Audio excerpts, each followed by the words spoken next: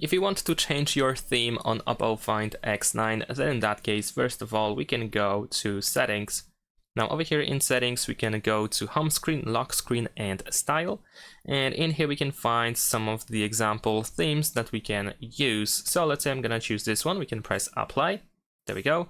We can also enable always on display, but you don't have to agree to that.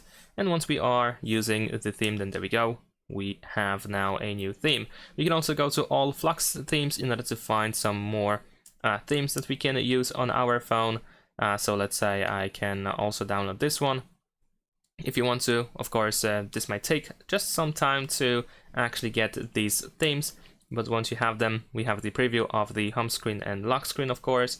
And in this case, we also have some additional settings, like we can change the wallpaper completely for the home screen.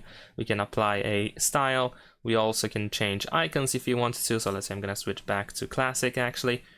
And we can also make some changes for the lock screen, of course, as well. But once you are ready, we can tap on apply in the upper right corner. And that should be it.